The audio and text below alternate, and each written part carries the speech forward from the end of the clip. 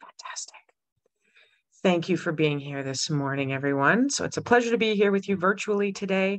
I appreciate this is our last session before the workday, so we will keep it lively, and I will check in on the chat here. All right, and I'll be checking in for questions, feedback, conversations, because I want this to be useful, which means I want to make sure that I engage you where you are. So let's get learning. All right, so first thing up, we're going to cover an agenda quickly here. Oh, how are we going to do this? That works. Okay, beautiful. All right, so giving you a sense of what's to come today. So we're going to cover a couple of definitions to ground us in the practice as I go forward already. There we go. Arrows are working now. Good. So we're going to cover a couple of definitions to ground us in the context of our session. We're going to review a couple of approaches to addressing roadblocks, and then we're going to dive into some scenarios to cover the knowledge being shared. These slides will be shared after the mini summit, so you'll have access to the resources I mentioned throughout the presentation. Who am I? All right.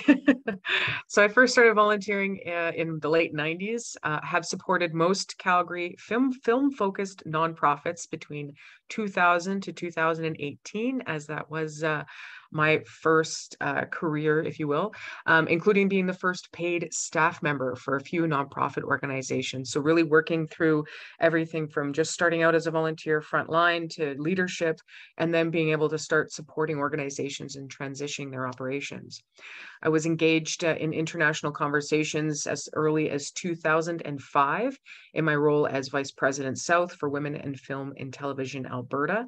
That was back when we were doing big series for Turner Network Television and Lord of the Rings was happening, and it just was a very different time for film. Also in the International Association of Business Communicators, where I sat on the professional development and brand standards boards. As well as the Human Resources Development Council of Canada, being part of a couple conversations and figuring out, oh gosh, this was back when we were figuring out the job description for social media managers. And of course, as typically can be the case with timeline working with government, it was about 4 years after people were started to already be working in those positions. So really getting a sense of timelines and process across a lot of different levels there. I transitioned from film and television over to technology and entrepreneurship by being the technical producer for Digital Alberta and their awards programs for a couple of years, and then became their project manager for a couple of more. And after a couple of decades, many years of supporting other people's fantastic endeavors, I did have the motivation to start my own initiative by bringing a stack of paperwork to Calgary Arts Development and the City Calgary saying, I think I have an idea for something that I'd like to see happen. And so I started the Perlin Foundation for Wellbeing in 2018, and we launched our first festival here in 2025. Currently, I do support about 15 festivals, markets, events, and galas because I still love helping people, and that'll never change. I also currently sit on the human rights table for the Alberta Ability Network. It's important for me, especially since I've gone through my health challenges, that we make our fun stuff accessible to everybody. And that I also sit on the guiding committee for the Arts for Social Change Network, which is through Trico Changemaker Studio. So between driving around Alberta, building consensus on shared projects, redefining bylaws for various organizations, being the caucus rep for various labor unions, and being president, of a condo board through a roof repair for blended commercial and residential building, I've had the pleasure of experiencing and learning from a variety of roadblocks. So let's take a step back and explore the definition of community. So we have a social group of any size whose members reside in a specific locality, share government, and often have a common cultural and historical heritage. Or it might be a locality inhabited by such a group, or a social, religious, occupational, or other group sharing common characteristics or interests, and perceived or perceiving itself as distinct in some respect from the larger society within which it exists. And what is placemaking? So this helps you to get a sense of what I feel when I come towards building community. More than just promoting better urban design, placemaking facilitates creative patterns of use paying particular attention to the physical, cultural, and social identities that define a place and support its ongoing evolution. With community-based participation at its center, an effective placemaking process capitalizes on a local community's assets, inspiration, and potential, and it results in the creation of quality public spaces that contribute to people's health, happiness, and well-being.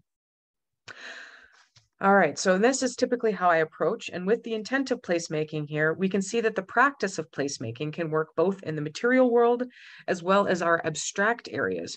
With a group of people, we still want to pay attention to the various identities that make up your community, capitalizing on their assets, inspiration, and potential. Where to start? By breaking down our feelings, we can separate them from the work that you want to volunteer or spend your time dealing with. So I like to say that the first tough conversation that we need to have is often with ourselves. So some of those tough conversations need to happen internally as they relate to our preconceptions and fears. Others are situational, taking place within our communities and organizations. All right, so we're going to run through a few different scenarios that help us ground these questions in our practice.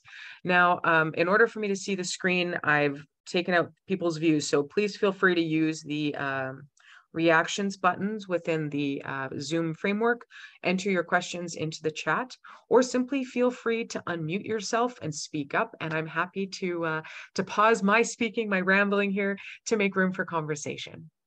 So these scenarios do range from the straightforward to the complex.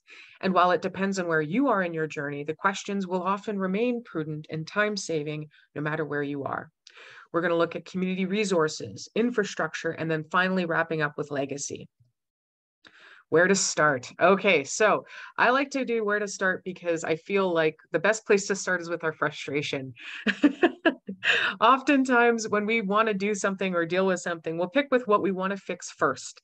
And if we're wanting to fix something first, that often comes from a place of feeling frustrated, angry, or really needing to see a change because it might be disenfranchising a community, it might be silencing a group that you care about, but often we want to support those around us. And so that's why we have the image here with the scribbles above his head, because it's really just like, I want to start with that mess of feeling and inspiration and motivation. And who does it affect? So once you have an awareness of your experience, that helps you to outline what you're willing to address, right? Because oftentimes, we'll take a look at a conversation and we'll go, I really want to fix this because it will help this person. Well, then you immediately have an idea in your mind of who you want to work with and how you want to approach things, right? But until you can differentiate your feelings and your experience from the situation and the problems being experienced by your community, you're going to be blending what you want with what you're trying to achieve, if that makes sense. So we'll start with your frustration, and then we work with breaking down who it's affecting. Next up, where to search. So resources can be plentiful if you know where to look. Detail on legal basement suites is going to be located somewhere differently than where you'd find setting up a community garden. Google can only get you so far, but it is a start. And I know even in our last session, Duncan had talked about being able to find some great resources on Google. I'd like to remind everybody here today, when using Google, get specific. Type in a full sentence question sometimes, because your community resources in Calgary dealing with gardens in 221 or 222, it needs to all be in there for you to find that relevant data. Oftentimes we'll get hung up on putting in a couple of words and then be frustrated with pages and pages of results. But the more specific you can get in your queries, the more applicable and relevant results that'll be able to come up for you. All right, so who can help me? Sometimes that's what we're Googling, right? Who can help me with this? Contact for this, support for that. Oftentimes we're going, where's my help desk, right? So there are resource pages on websites, staff that work as gatekeepers, and events that support ongoing projects. So once you have a sense of who's involved and who's affected, it's easier for you to find that relevant support. And so we've highlighted here this graphic that says, support is positive, support is communicative, Support can feel super and feel like it supercharges your work.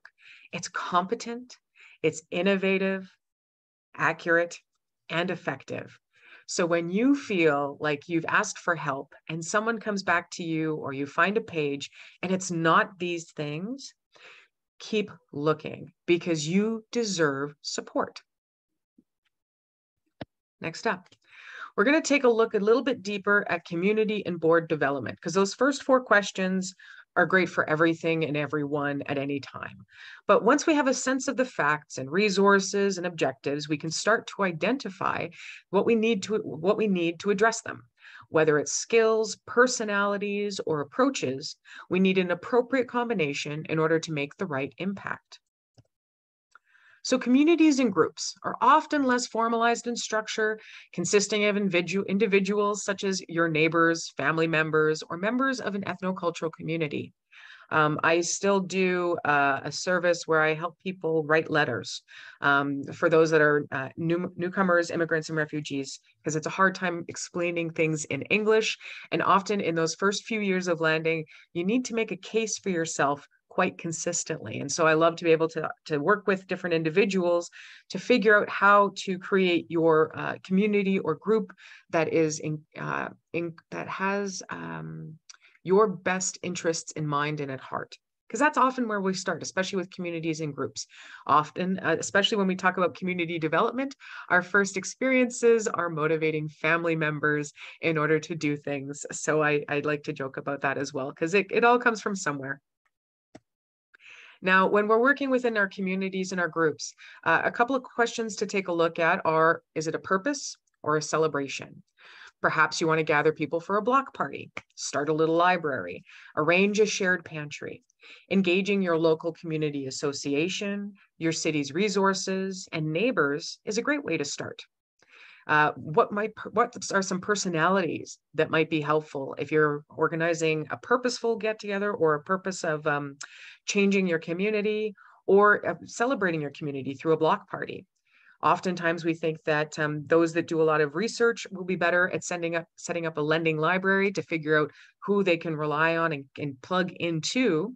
Meanwhile, a more external or extroverted personality would work for a community or block celebration because they need to talk to all of the neighbors, and not everybody feels like they can do that. So finding the right balance of personalities will then help you to find then the resources and figure out how to delegate and break that down a little easier. When we want to talk about, are we making changes and what kind of changes? So if your goal is to change your community or neighborhood in a big way, it's good to start with the above and then widen your scope to include related business owners, experts, and contractors to inform the conversation. So if we were thinking about being able to create a new community garden, yes, we'd need to reach out to City of Calgary, but what about neighbors in the area? Because there might be a restaurant that would love to have a community garden next to them to be able to support and engage and be part of the conversation. Or maybe there's a Home Depot store that's nearby that would love to be part of that conversation as well.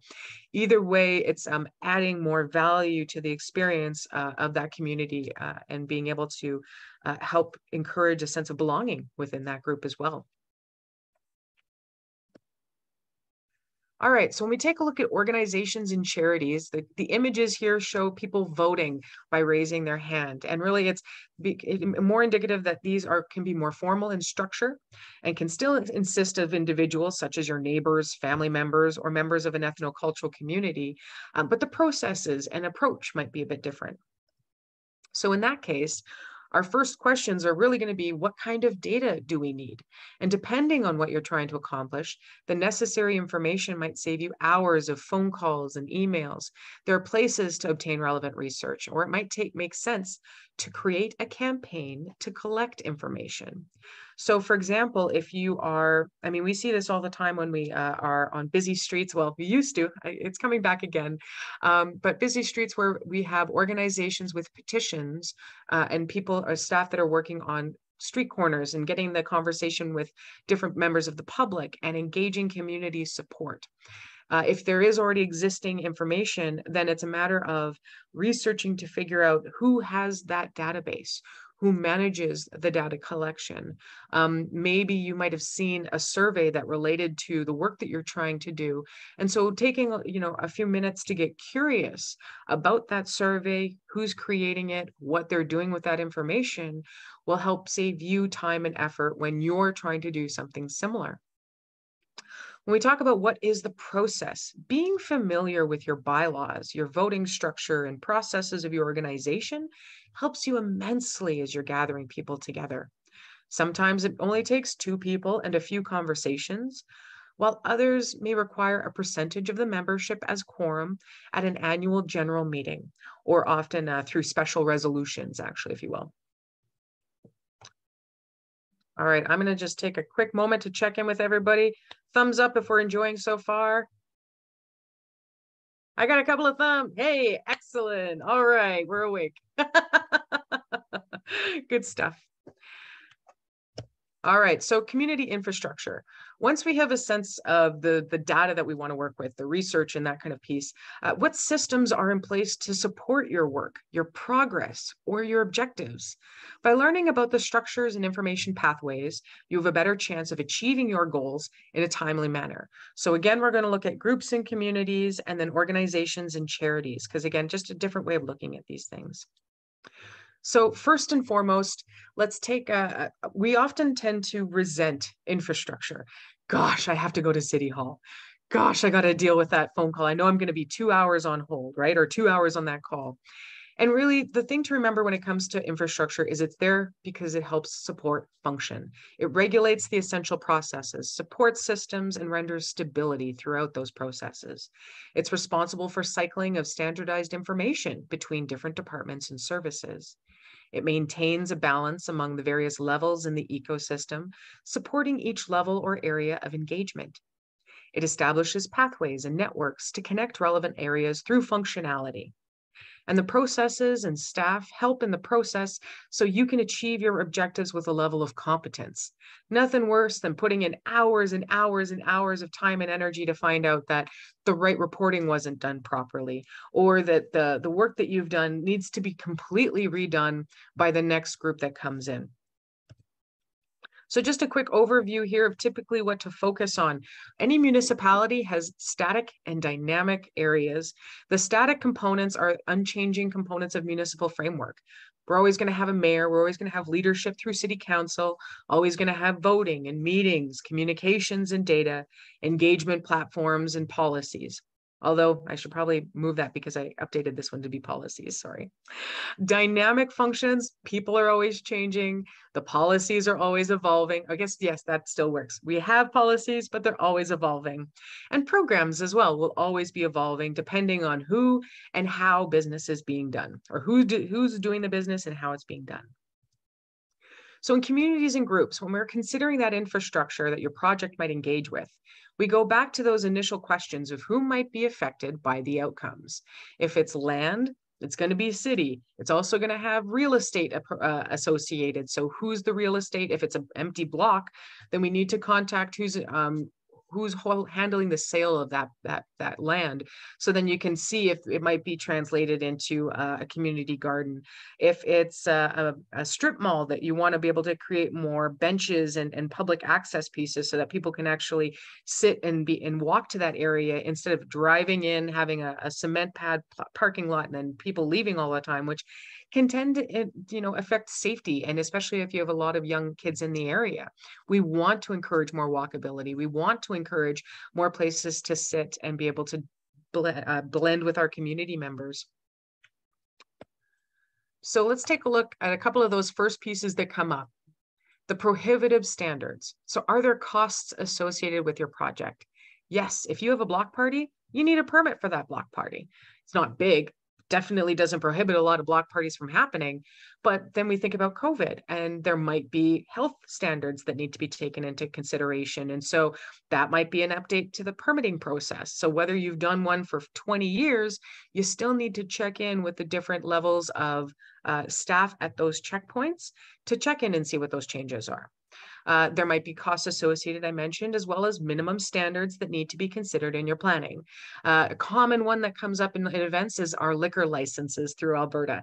There are 4 different kinds of liquor licenses, and they happen for different events, from a wedding that you're having or hosting to, again, a block party, or if an organization that you've partnered with, let's say a restaurant, wants to be part of your festival or event, or even a celebration, they might be able to do off-license sales with the right license, but they certainly can't sell them from their patio, right? So just understanding the different rules in those pieces is such a big part of asking good questions. With funding and reporting, there might be public funds available for your event or celebration or initiative or project. And if so, congratulations. Be sure to find out what information is due and when, and the reporting standards and what kind of tracking your funders do require. So when we take a look at development support, I've mentioned checking in with staff, and I've also mentioned a resource or two. So let's just review those together. So Calgary CDLI, we're here together. We're very familiar with them.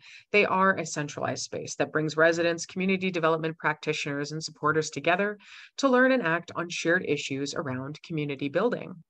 Now, interestingly enough, that they are a rare resource in our community. Outside of that, we have the Canadian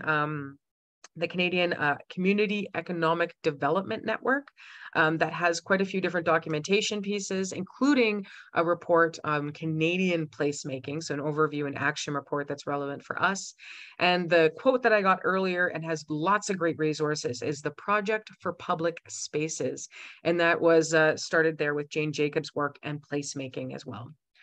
I've mentioned the City of Calgary a few times. Now, there are different areas when you talk to permitting, if you're talking about different licensing, there's going to be, when you look for that information through the City of Calgary's website, they will have the numbers and the contact people associated with those programs.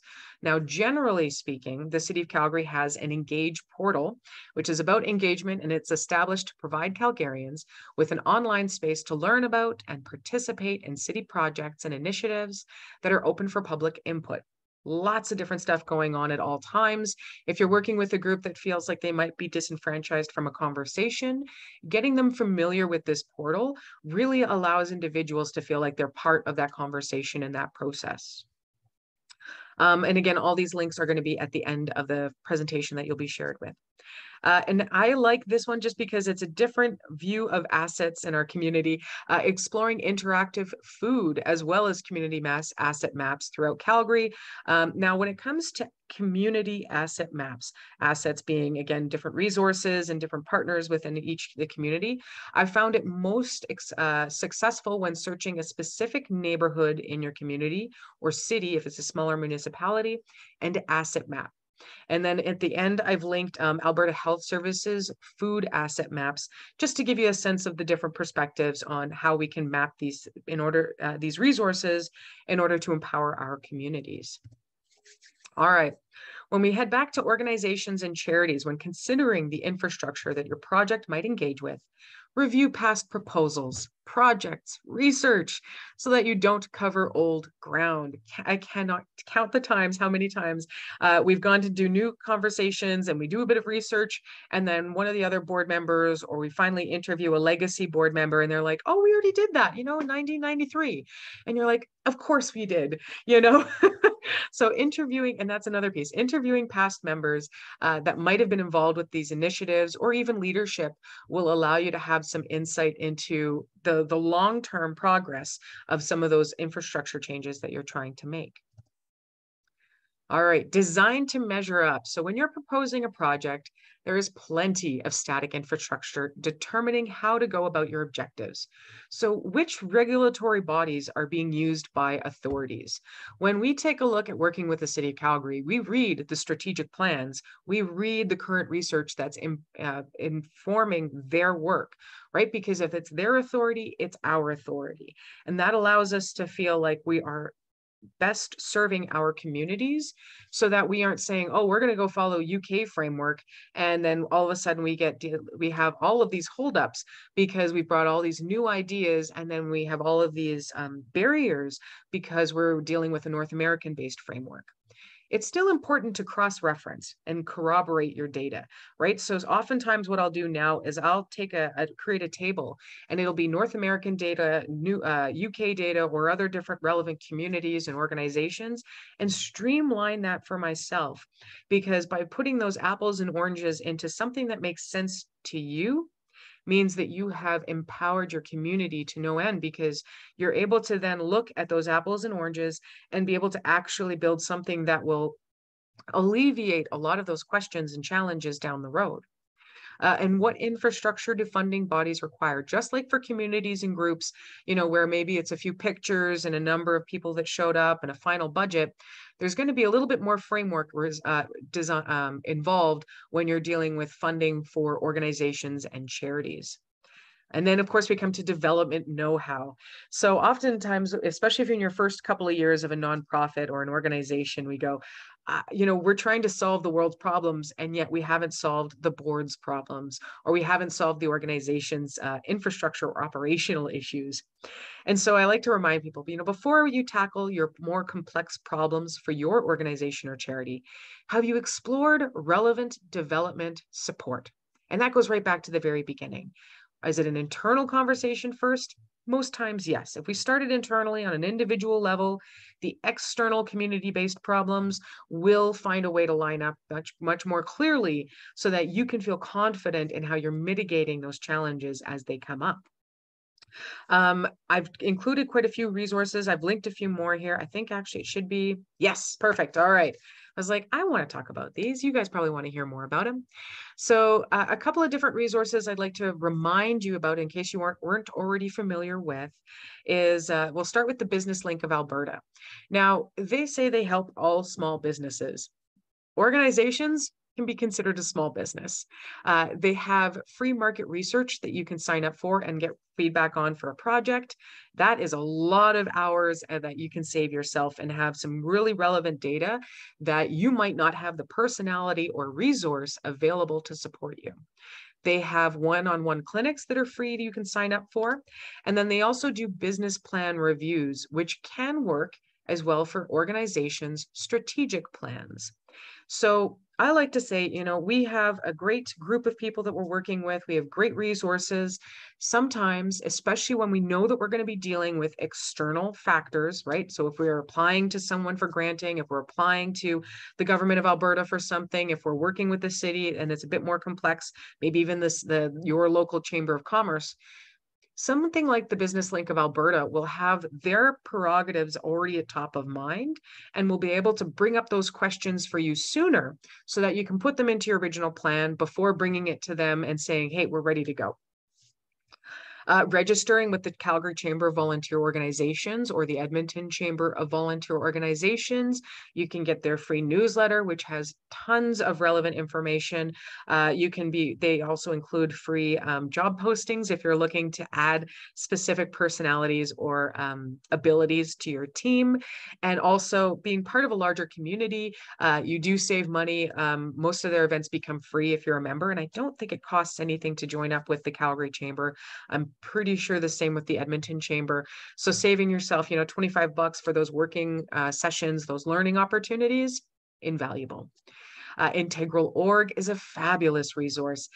They have long been known for their toolkits. They now have 4 that you can go and use for your organization or for a project. Again, they do also have free clinics. So if you are just putting together new governance, new bylaws, or if you're just brand new putting it together for the first time, they have wonderful clinics where a lawyer and an accountant will go through your documentation and make sure it's up to code. Make sure that if there's anything that seems confusing, you can work it out with them in a much safer, more intimate environment than if you were having to challenge the city or another organization where you're trying to deal with something, again, 6 months into a working project. And again, plenty of low barrier, either free or low cost workshop opportunities. Now, also in Calgary, we have Board Leadership Calgary for education. So they put on an annual conference. Highly recommend. I mean, they go over everything from financial compliance basics to impact framework, figuring out again how to align yourself so that you have the information and the foundation that you need in order to achieve your objectives. And then lastly, I find that a lot of people will forget this one, but I have benefited from their mediation and their facilitation for, again, almost 20 years. The government of Alberta has a specific board development program. So even if you Google Government of Alberta and Board Development Program, although I do have the links as well, or Community Development Unit, they have ongoing workshops. So since COVID happened, they are now doing most of their stuff online, which means that everything is recorded. They had a fantastic conversation session about how to encourage more dynamic framework when building consensus. And so whether it was, $50 million Shell Canada contracts with the government, or it was facilitating nonprofit boards to get more to reframe and to refine their strategic plan, they have spent a lot of time dealing with complex issues. And so a wealth of information and support from those video recordings, workshops that you can sign up for, or again, directly reaching out and seeing if they are able to provide mediators, because sometimes we need someone to come in from the outside to help us out and to keep us organized, or to get us reframed so that we are relevant. And that works because, again, like Business Link, they have such a wide awareness of that ecosystem that it will take them half an hour to figure something out that would have taken you 2 weeks. All right, this is where we get deep into it. So community legacy, and the more complex questions arise when we desire the creation of a legacy impacting our communities long after we're directly involved. Undertaking such ambitious initiatives inherently brings long-term risk assessment and unforeseen complications. And it's funny, I'm going to actually add a couple of books to the resource list as well, because some books that are just absolutely fabulous when looking at municipal resilience, and looking at the way that our communities are designed so that we can look at the long term and the inherent risk that's involved, because again, we can't see everything. And how can we prepare for the things we can't see? So we're going back to this list that I had, but we've added another layer of detail. When we think about legacy, we know that the people will change, and so we can get to know people there. And that's part of knowing our MP, our local MPs, the local political players, the local staff that have been on legacy positions of 25 years or more. And then the programs, those long-standing programs and institutions operating those programs. It's good to be able to become familiar with them, so then you can support their work, bring them relevant opportunities, and again, just improve that relationship. Where I find that it's a good place to start, right? Because we want to talk about where to start. The policies are changing most consistently, most often. And so from that perspective, then we want to know the staff. How might you learn about the various staff related to your project or objectives, right? So if, for example, for events, we know the City of Calgary different events team and understanding the different layers. When they do outreach sessions, we are attending those. Another case might be, I mentioned this a little bit back with the Community Development Unit and the Board Development Program, getting to know those government representatives and understanding the program so that the staff can be there to help you out and to give you a heads up. Another piece is with the Social Enterprise Fund, or ABC, when we're taking a look at different organizations, when we're trying to come up with new and innovative policies, who might be best supportive for that. ABC, to make notes for more references here. Reports. This is such a big piece for myself. We have a database with about just our research papers is about over 200 that we've gone through the abstracts and refer to in our work, as well as the reports that make it easier for us to be understood by our funding bodies. There are amazing resources that are used by Calgary Arts Development, by the City of Calgary, by different foundations that could be very beneficial to your work. So getting to know the staff means you can ask them about what information they're using, what relevant reports maybe that they generate, that you can then find support to do the work that you're trying to do. Another example of relevant reports is the cohort series of data over COVID, again, about getting a sense of where people's attitudes and sentiments are about re-engagement into society. It is still a very nerve-wracking experience for arts and culture organizations to present programming because unfortunately, we will not know about the success until days before the actual event. And that's not changing for Theatre Calgary, that's not changing for any of us. And we know that because we went to the data review session for that report when it was published. And so that kind of bleeds into research. But this was more interesting where I wanted to talk about how might you contribute to ongoing or experimental research. So for example, that means looking into the city of Calgary and to see what their action plans are and to see when they're looking at researching into the community. We talked a bit about the engagement portal where things are already there and then you're able to actually have a platform to engage on that. When I work in health right now where I'm supporting, again, more equitable access to resources. And the University of Calgary has a research portal. At any given time, there are thousands of research projects going on from students that you can actually go and participate in and help support that data collection process, as well as so many different organizations that are directly relating people. I mean, there's also the outpatient program where you can volunteer to be a patient at Foothills Hospital to improve how that hospital runs. Now, two really big questions when we're looking at legacy, and this is really where when we're stuck, we're stuck. That's how stuck we are.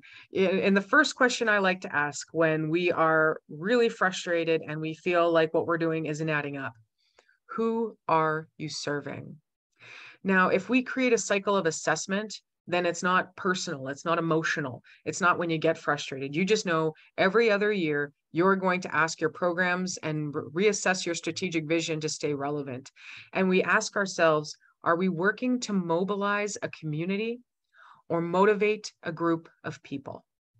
If we're mobilizing a community, then the end goal is not our responsibility. What we're actually trying to do is create a framework to empower that community to achieve their objectives within your framework.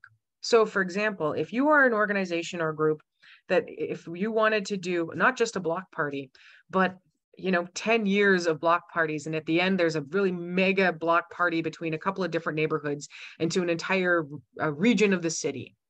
And so then you say, well, does it need to be a barbecue and a dance at each of the block parties? Or is it an opportunity for each region and organization to say, this is how we want to celebrate our community, and we want to be part of a larger initiative? If you want to motivate a group of people, right, say funders, then you're like, well, we know we've made promises that each of these block parties is going to support this type of product. It's going to support this type of activity so that all of our partners will be engaged.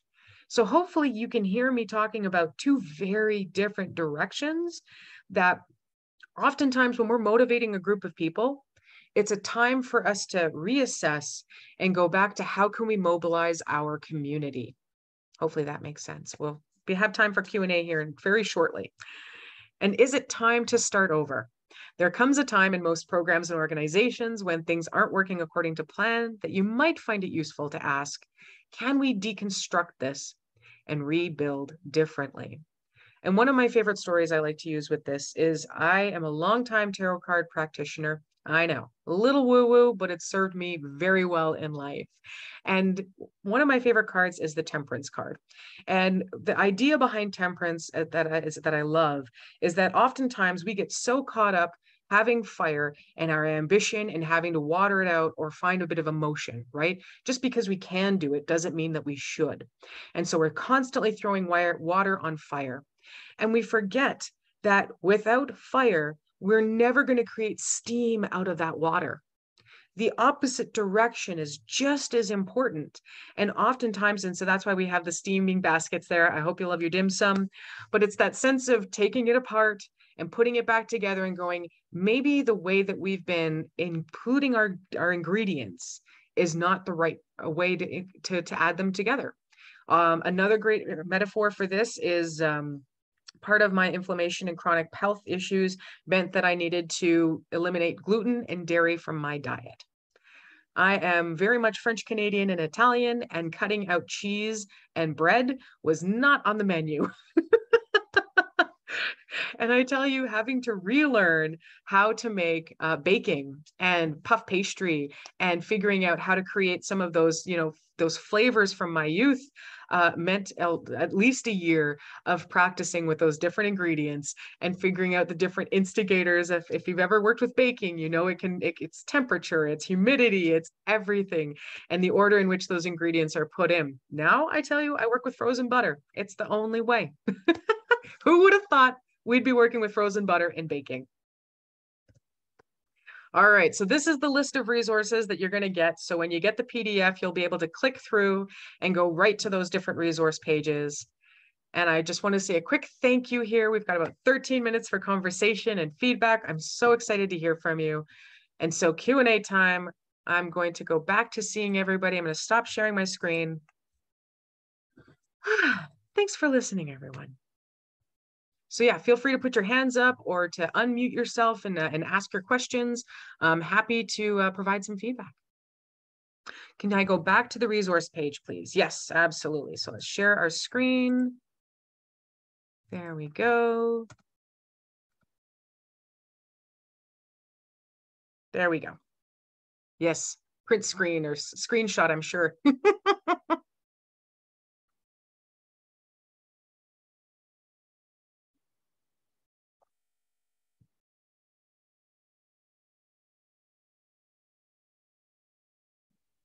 Maybe some initial thoughts. I know that was a lot.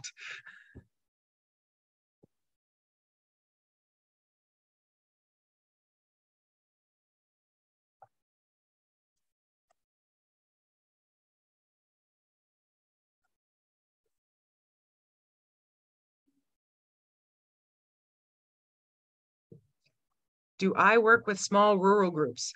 I have in the past. Yeah, I mean, I come from a small town. And it's definitely a pleasure to be able to work with small municipalities and being able to motivate groups, different groups of stakeholders, but ultimately it's about bringing community together. So yeah. Hi, Stacey. I have a question. Hey, Darren. First, I wanted to say thank you. I think this was like a really informative, very clear. I like the format of the questions and stuff like that, especially for navigating through community change and programs and projects and stuff. You mentioned the idea of like mobilization versus motivation of communities. And I was just curious if you could elaborate a bit more on that, or what you think are like some pitfalls of like when you think you're falling into the motivation category or mobilization, and kind of like, I know you gave an option to kind of reassess and to consistently reevaluate, but just kind of some hoping to hear a bit more about that. Thanks for everything. Oh, my pleasure. Thanks, Darren. You know, it's a really good question. So when I go back to my work, working with to motivate the film development community, and that was back in 2010, and that was me driving in my car, getting to know the local chambers of commerce, the local economic bases, in order to get a better sense of those communities, what they were dealing with, because my end goal was acceptance of that, the idea that some other economies would still benefit their businesses, whether or not they understood them. So for example, at the time, oil and gas, it was, spend $1, get $3 back. And film and television, when we brought in movies to be made, it was spend $1, get $10 back. That was crazy.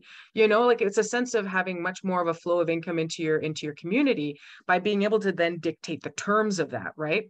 And so when we think about mobilization versus motivation, we can give people a framework and to say, just like this presentation itself, I want you to feel comfortable, capable, and confident in being able to ask people for help in order to get to where you want to go. And so mobilization is about letting people know what's possible without being attached to the outcome.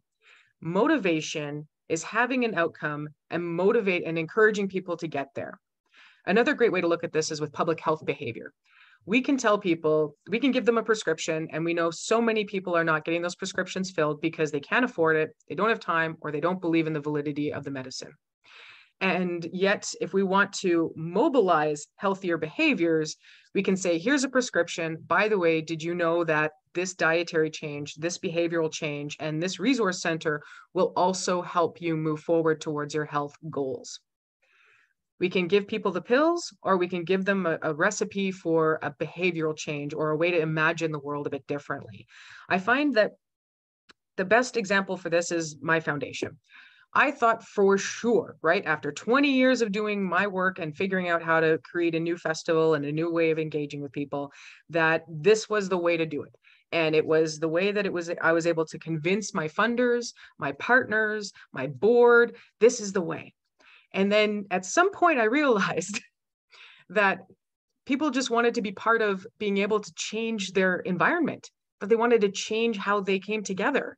And I thought, oh my gosh, am I going to be so hung up on people doing things my way? Or am I going to capitalize on this opportunity to help people wanting to change how they come together as community? You know, to me, that just seemed like the wealth right there. And I find that we can get really frustrated when our plans aren't working according to plan.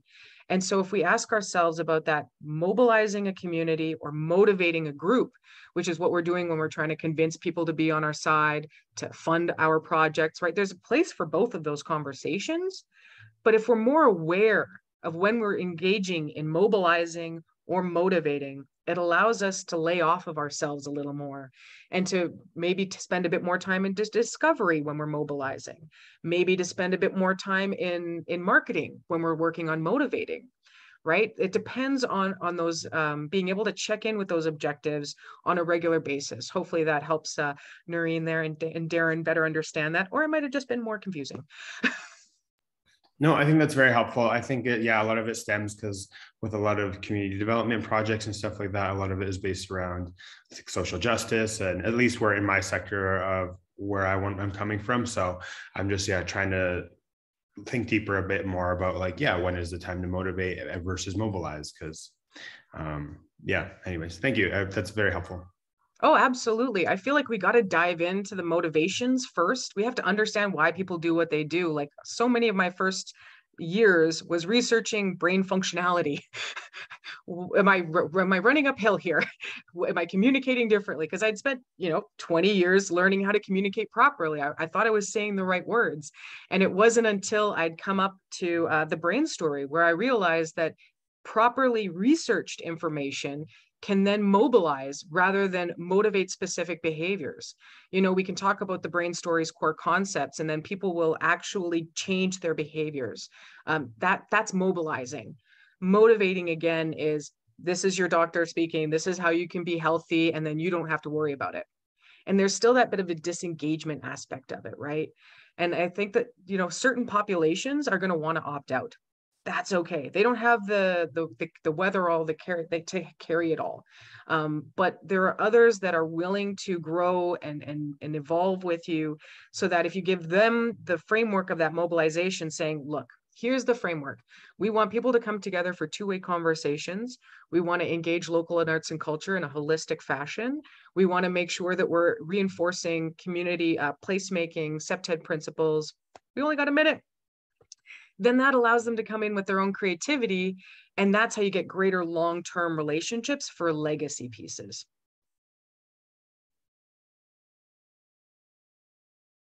Thanks again for being here, guys. I really appreciate it. Thank you so much. I'll end the recording here, but thanks. Thank you, Stacey.